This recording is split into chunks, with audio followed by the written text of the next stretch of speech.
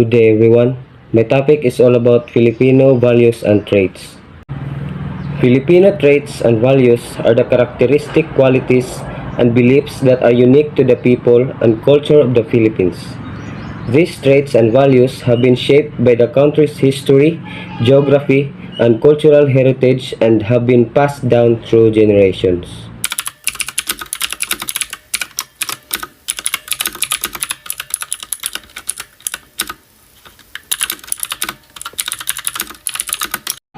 Number 1. Hospitality.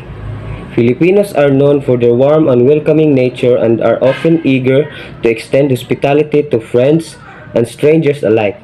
Filipino hospitality is one of the most well-known and cherished traits of the Filipino culture. Filipinos are known for their warm and welcoming nature and their eagerness to make guests feel at home.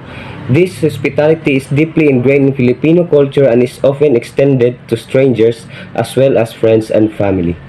Number 2. Respect for elders. It is one of the core values in Filipino culture. It is deeply ingrained in Filipino traditions and is considered a fundamental aspect of showing gratitude and appreciation to those who have come before us. In Filipino communities, elders are often seen as the custodians of tradition and culture and are respected for their wisdom, knowledge, and experience. This respect is demonstrated through acts of service and deference, such as assisting them with tasks, prioritizing their needs, and listening to their stories and advice.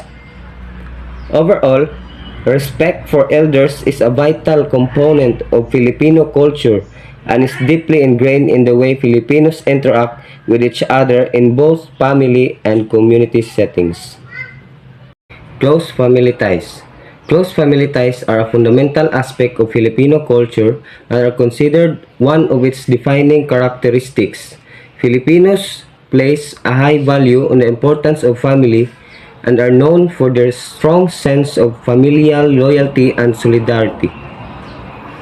In addition, close family ties extend beyond immediate family members and often encompass a wide network of relatives, including cousins, aunts, uncles, and godparents.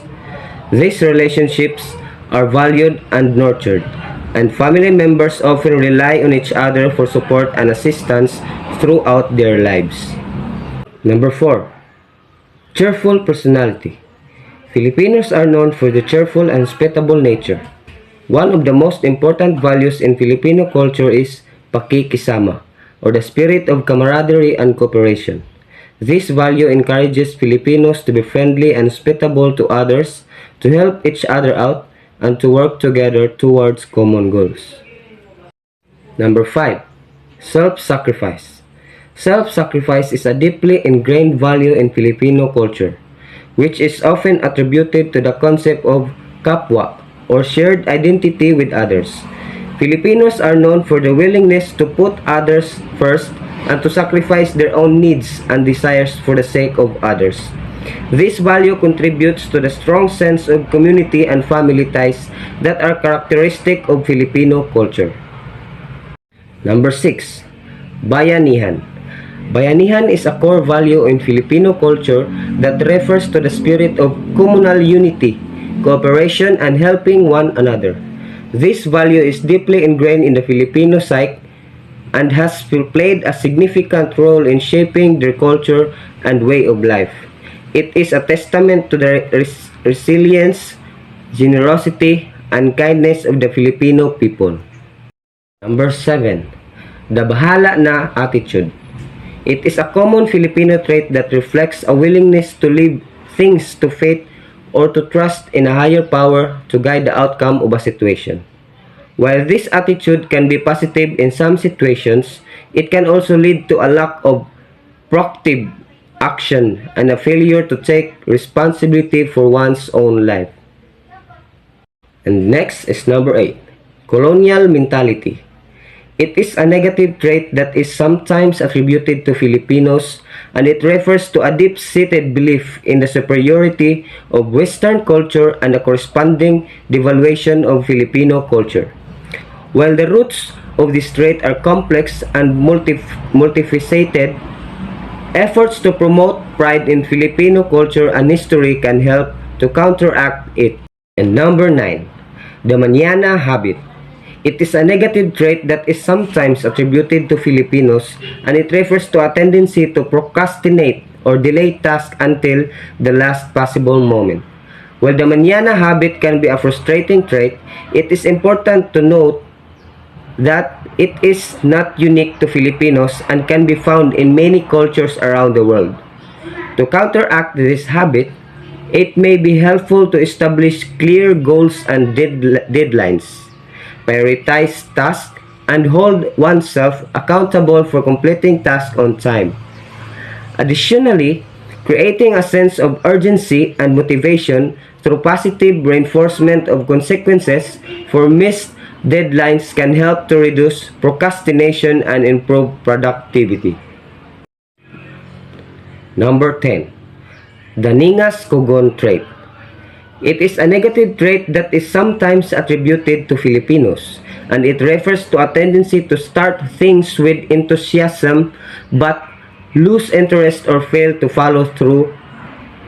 To counteract the Ningas Kugon trait, it may be helpful to develop a sense of discipline and focus, establish clear goals and deadlines, and create a roadmap for completion. It may also be helpful to work on developing a growth mindset that embraces failure as a learning opportunity that values persistence and perseverance. Finally, focusing on the long-term benefits of completing a project and on the impact it can have on oneself or others can help to maintain motivation and momentum. Number 11. Pride. Pride is a trait that is valued in Filipino culture, particularly when it is directed towards positive accomplishments and achievements. While pride is generally seen as a positive trait in Filipino culture, it is important to balance this with humility and a willingness to learn from others. Excessive pride or arrogance can be seen as negative traits and can lead to interpersonal conflicts or other problems. Ultimately, it is important to find a balance between pride in one's accomplishments and a willingness to work collaboratively with others towards shared goals. Bragbae ba? Taas og pride. Number 12. Crab mentality. It is a negative trait that is sometimes attributed to Filipinos, and it refers to a tendency to pull down or discourage those who are achieving success or making progress. To counteract the crab mentality, it is important to focus on collaboration, positivity, and support for others. This can involve celebrating the successes of others, offering support and encouragement, and working together towards shared goals. It may also involve addressing the underlying causes of the crab mentality, such as competition or scarcity mentality, and working to create a more supportive and collaborative culture. Number 13. Filipino time. It is a cultural trait that refers to the relaxed attitude towards punctuality in Filipino culture. While Filipino time may be seen as a cultural quirk by some, it can also be frustrating or disrespectful to those who place a high value on punctuality. To avoid misunderstandings or conflicts, it can be helpful to clarify expectations around timing and punctuality when making plans or scheduling events. It may also be helpful to build in extra time or buffer time when planning travel or attending appointments to account for potential delays or traffic issues. Ultimately, the key is to strike a balance between respect for others' time and a cultural appreciation for relationships and socializing. And the last one is Filipino markers.